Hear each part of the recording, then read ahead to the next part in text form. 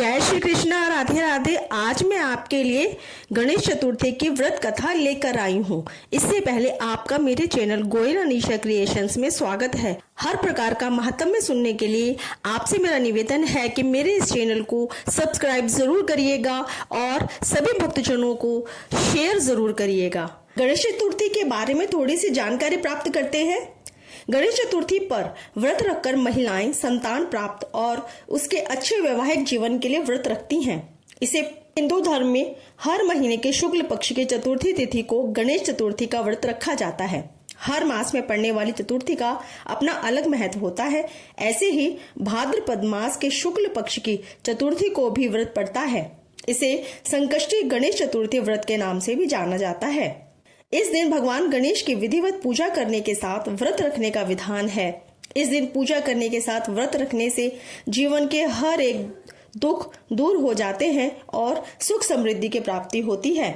इस व्रत की कथा सुनने या पढ़ने से लोगों के मन को शांति मिलती है और जीवन में आने वाली कष्ट दूर होते हैं।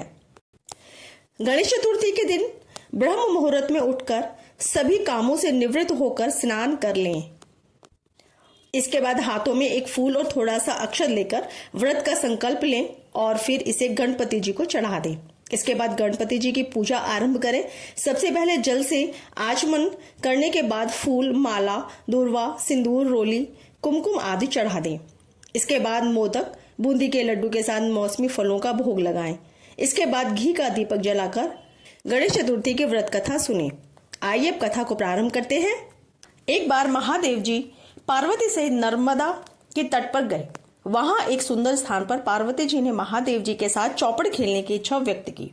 तब शिव जी ने कहा, हमारी हार जीत का साक्षी कौन होगा?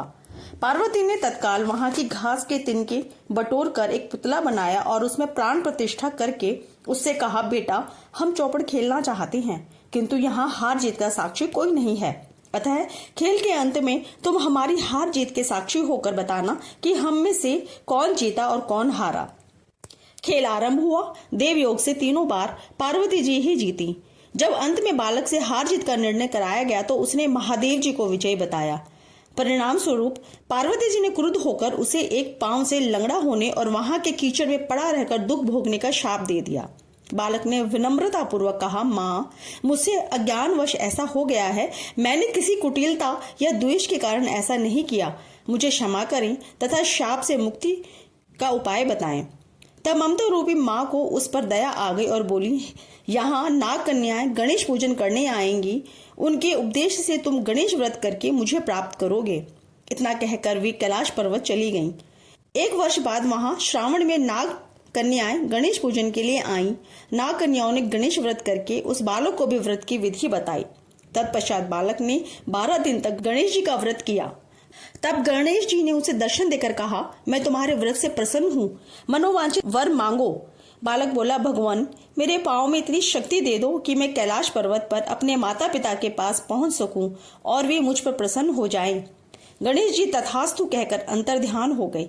बालक भगवान शिव के चरणों में पहुंच गया। शिव जी ने उससे वहां तक पहुंचने के साधन के बारे में पूछा।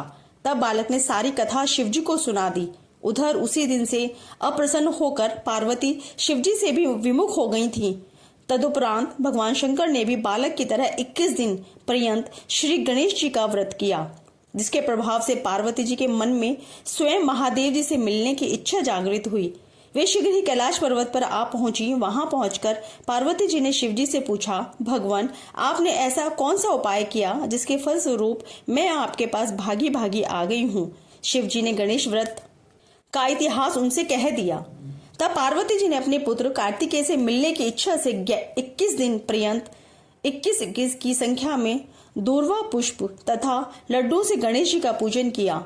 21वें दिन कार्तिकेय स्वयं ही पार्वती जी से आ मिले। उन्होंने भी माँ के मुख से इस व्रत का महात्म्य सुनकर व्रत किया। कार्तिकेय ने यह व्रत विश्वामित्र जी को बताया।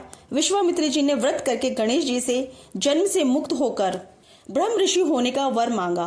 गणेश जी ने उनकी मनोकामना पूर्ण की। ऐसे हैं श्री गणेश जी जो सबकी मनोकामनाएं पूर्ण करते हैं। हे विघ्नहर्ता, हे गणेश जी, जैसे आप सभी की मनोकामना पूर्ण करते हैं, वैसे भी हम सब भक्तों की मनोकामनाएं पूर्ण करें। इस प्रकार से श्री गणेश जी की कथा संपूर्ण होती है। ओम गणपते नमः।